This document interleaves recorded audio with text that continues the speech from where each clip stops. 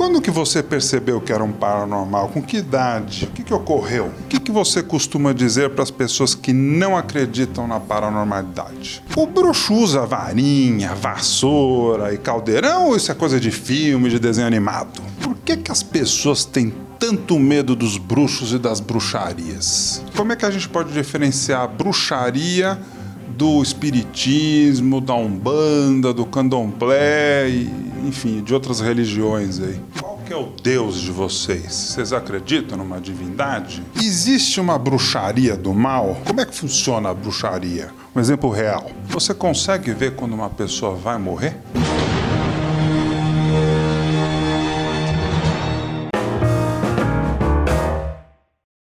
Antes de começar a minha entrevista com o Edu Scarfon, eu tenho um recado muito importante. Inscreva-se no canal agora e ative o sino. Falta muito pouco para a gente chegar a 300 mil inscritos. Eu conto com vocês, hein? Edu, você vai se inscrever no meu canal?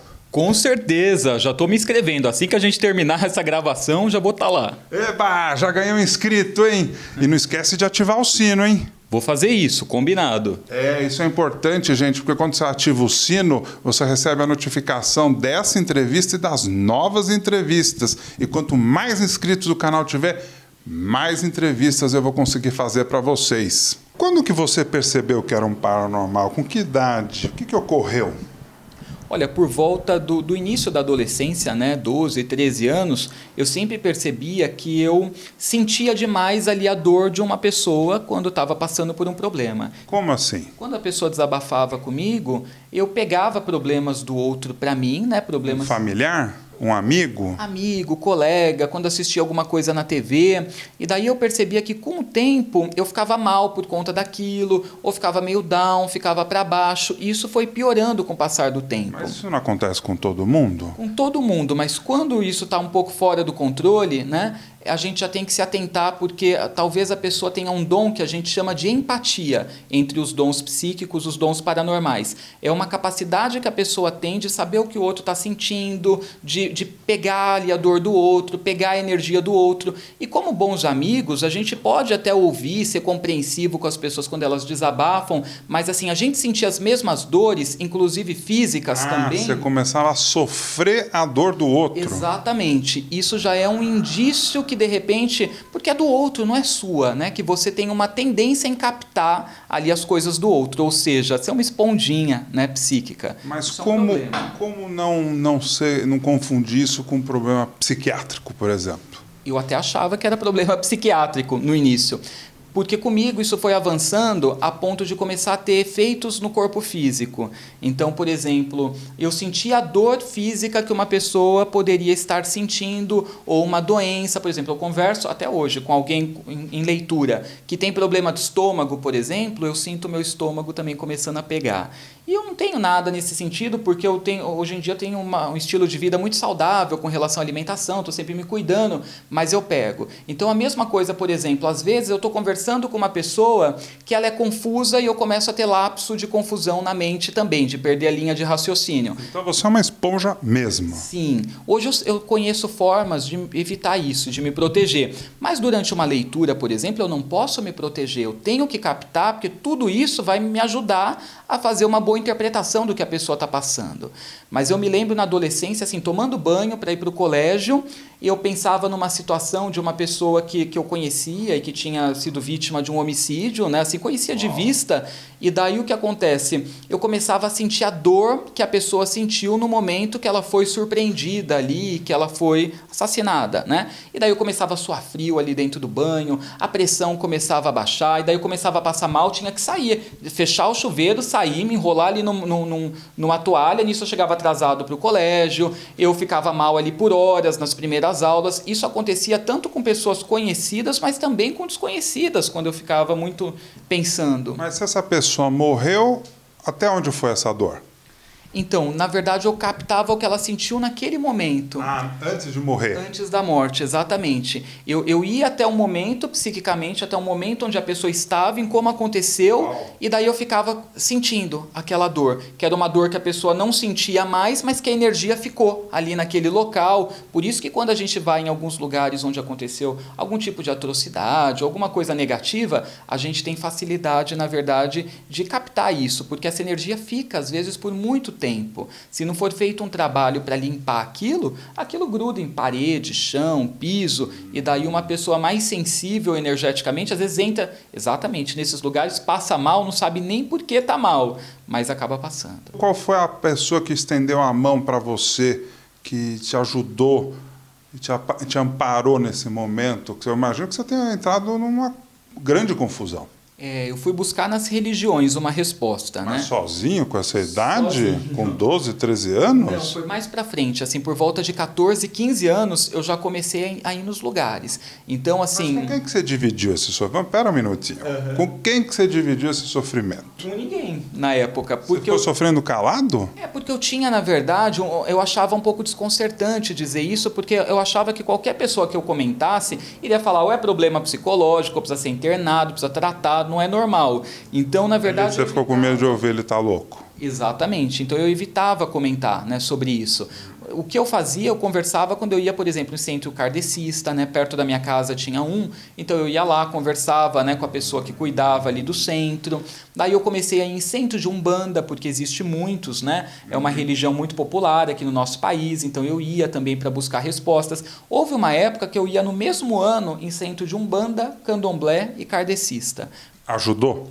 Ajudou, mas assim, eu percebo que a religião ainda não está, muitas religiões ainda não estão preparadas para lidar com a questão de psiquismo, né, e paranormalidade.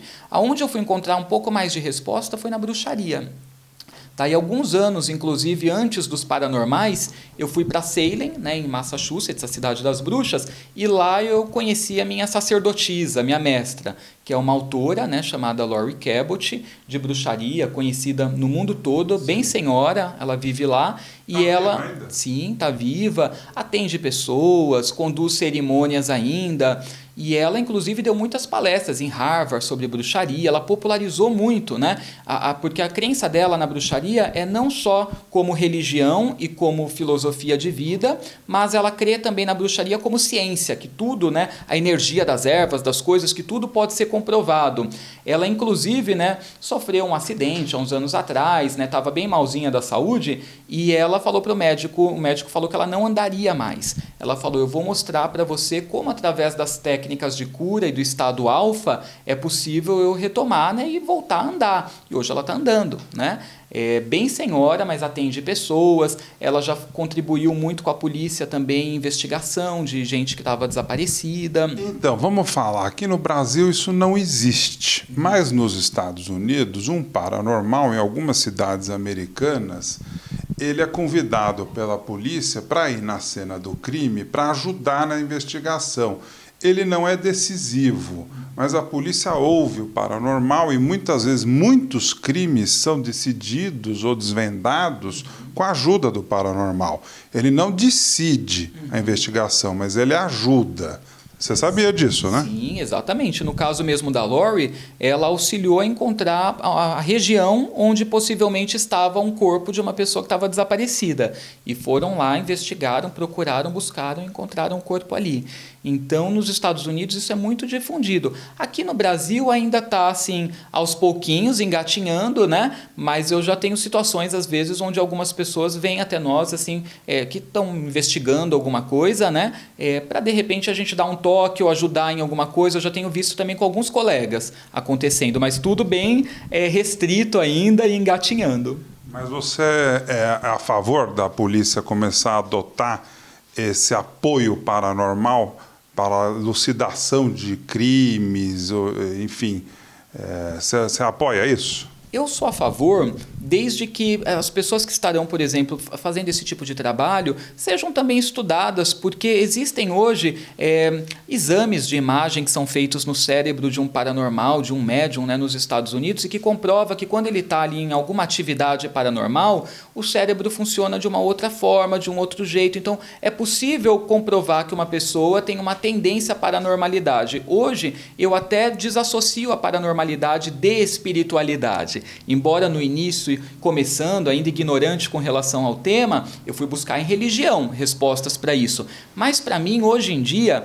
a paranormalidade é algo orgânico, que a pessoa já traz. O cérebro dela já funciona daquele modo, ela já tem ali, de repente, a glândula pineal mais desenvolvida ali que uma outra pessoa. Então, tem como a gente comprovar que é algo orgânico. Até acredito que, assim, as pessoas que não trazem isso, elas podem desenvolver através de exercícios e tudo mais, é fato, porque todo mundo tem mediunidade e psiquismo. Então, podemos desenvolver, mas para mim é algo orgânico. Então, desde que a pessoa ela tenha de fato isso, passe por algum estudo, eu sou super a favor que seja utilizado, porque pode ajudar muito nesse processo investigativo. Você consegue ver quando uma pessoa vai morrer? Às vezes nós conseguimos perceber que ela não tem muito tempo, por exemplo, 2 anos, um período assim pela frente, e às vezes até quando ela já está em vias de também, a gente nota ou uma aura escura, ou a gente sente alguma coisa estranha. As cartas estão sinalizando ali que quando sai muita mudança de ciclo, que ela tende a mudar bastante, a gente percebe que a pessoa ali está desgostosa um pouco com a vida, ou está adoentada, e saem muitas cartas de mudança de ciclo, pode de fato ser um prenúncio. Então, em algumas ocasiões, a gente percebe sim, ou dá um mal-estar quando você está ali perto da pessoa e depois a gente fica sabendo, sei lá, sofreu um acidente, alguma coisa assim. Então, existem esses casos, mas eu tenho muito cuidado para não deixar a pessoa preocupada. Mas você avisa ou não? Eu aviso para ela tomar cuidado. Quando é questão assim de acidente... Mas como tomar cuidado? A pessoa vai morrer, você viu que ela vai morrer? Para ela ser muito cuidadosa, assim, por exemplo, quando ela estiver na estrada, não ser imprudente, e para ela fazer coisas de proteção. Porque às vezes a gente consegue perceber que algumas coisas podem ser evitadas, outras não. Nesse caso, onde pode ser evitado, a gente dá algum tipo de alerta. Agora, tem situação, por exemplo, a pessoa está em coma, ou a pessoa está doente, a gente está percebendo que a doença está avançando. Exato. Então, terminal. A gente faz um trabalho para cuidar do emocional dela, para ela estar ali, ter um pouquinho de conforto naqueles últimos momentos dela. Mas em situações onde pode ser mudado algo ainda, transformado, aí a gente dá algum tipo de alerta. O que você costuma dizer para as pessoas que não acreditam na paranormalidade? Que eu as respeito, né? E que cada um tem o tempo, né? Tem o seu tempo. E elas certamente, num determinado momento, vão vivenciar alguma experiência que possa fazer com que elas pensem diferente, seja nessa ou numa próxima encarnação. Mas eu acho que a gente tem que ter respeito por todas as linhas de pensamento. Aliás, eu acho que o que falta é isso, né? Entre as pessoas, um pouco de respeito, compaixão com o próximo. Hoje a gente vê todo mundo assim, tão, sabe, sem paciência, nervoso, time de futebol, brigando por conta de um jogo, gente, time rival. Então eu acho que as pessoas elas estão muito irritadas. A flor da pele? A flor da pele. Até entendo que o momento... Intolerantes? Intolerante demais, nossa. Até entendo que o momento que a gente está vivendo astrológico impulsiona tudo isso. Porque estamos num ano que está sendo regido por Marte, até março do ano que vem. E Marte é um astro de guerra, ele não tem paciência, ele rege o signo de Áries, né? Regeu o Escorpião no passado. Então ele fala de briga, combate, nervosismo, sair para vencer, nem que você tenha que passar por cima de tudo, né? E todos. Essa é a filosofia de Marte. E as pessoas acabam absorvendo essa energia que está no ar, né? Não importa o país que a gente vive, a cidade, o estado, está todo mundo sob essa regência, até março. E isso piora as coisas. Em tempos de intolerância, tudo fica pior. Então, a gente tem que trabalhar muito a nossa proteção e dos nossos também, porque muita gente sai de casa, mas não sabe se volta, né? Em algumas regiões do país, o pessoal está com muito medo. Então, assim, não pode deixar esse medo também, né, dominar a gente, porque senão a gente atrai esse tipo de coisa. Então tem que colocar em oração, em ritual, usar coisas de proteção, né? Tanto os seus, né? Fazer isso pelas pessoas que você ama, como por si também, né? Mas, na verdade, o que eu acho que a gente tem que fazer é aprender a respeitar mais ali o pensamento do outro. O bruxo usa varinha, vassoura e caldeirão ou isso é coisa de filme, de desenho animado? É uma boa pergunta, usamos sim. A gente usa vassoura, usa espelho, né, que nem eu cheguei a usar nos paranormais. A gente usa o bastão de poder, que é para direcionar energia também. Então, todos esses instrumentos, eles fazem parte do nosso dia a dia, mas eles têm um simbolismo, né? Então, que nem na bruxaria, a gente cultua o deus e a deusa, o feminino e o masculino, que é ilustrado, representado pelo sol e a lua na natureza, o planeta Terra e o céu também. Então, feminino e masculino, né, yin e yang, a gente reverencia muito, né, na bruxaria, para a gente trabalhar o equilíbrio, né? Então, a gente acredita que essas polaridades, né, cultuá-las são uma forma até de a gente trabalhar o nosso equilíbrio pessoal, porque o feminino e o masculino também existe dentro de nós. Então, o que acontece? Quando a gente fala do caldeirão, é um símbolo do feminino. Então, ele representa para a gente o útero da deusa. Então, como a deusa é a criadora, é ali no útero dela que a gente dá criação, origem às coisas que a gente deseja. Então, um amor que a gente quer atrair, a prosperidade, banir um mal também, né, de acordo com as luas. A lua minguante é uma boa fase para banir.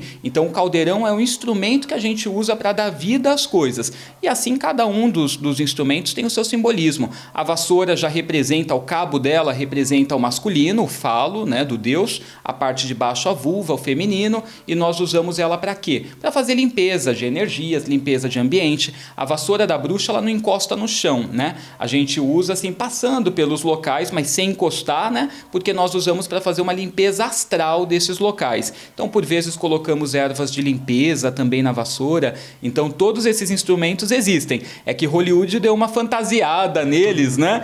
E mostraram de uma outra forma. Mas são todos parte do nosso dia a dia. E quando você faz esse ritual, a gente pode se chamar assim? Sim, ritual. Quando você faz isso, você coloca uma roupa específica, tem uma música específica ou não tem nada disso?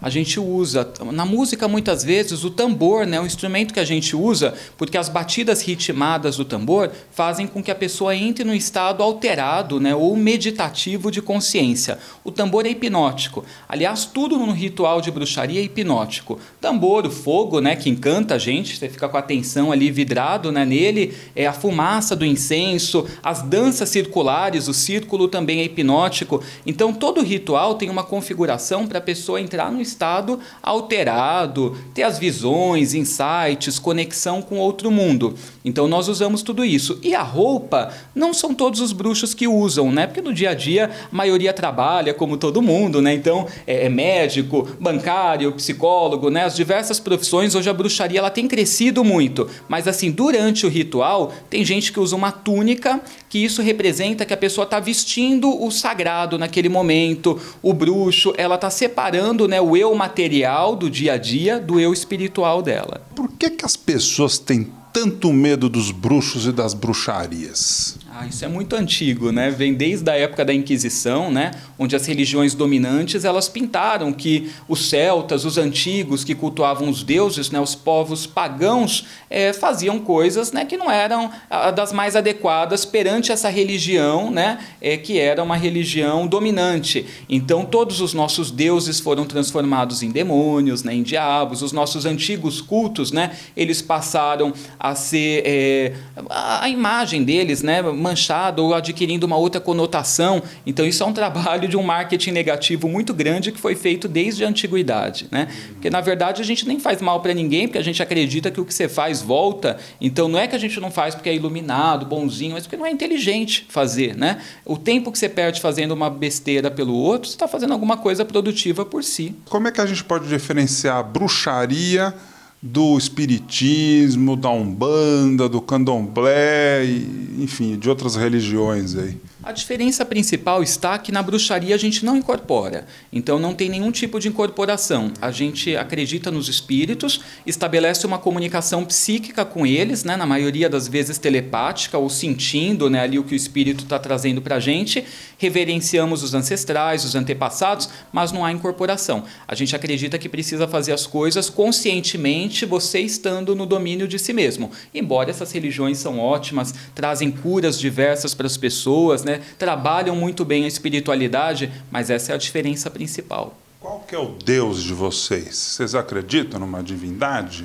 Acreditamos no grande Deus e na grande deusa, que não possuem nome. Para a gente é o sol, a lua, é o feminino, o masculino. Para a gente, todas as deusas que existem, Ísis, Astarte, Afrodite, Hécate, Diana, são faces da deusa. Que é um pouco o que o seu livro que você está lançando fala? Exatamente, por isso oráculo do Deus. Acreditamos, né, numa força masculina, né, o Deus das feiticeiras, né, o Senhor das florestas, o protetor dos bosques, né, da natureza, e ele se mostra como Apolo, como Osíris, como Tote, como os vários deuses que inclusive estão aí no oráculo. Existe uma bruxaria do mal? Existe o bruxo que faz magia negra?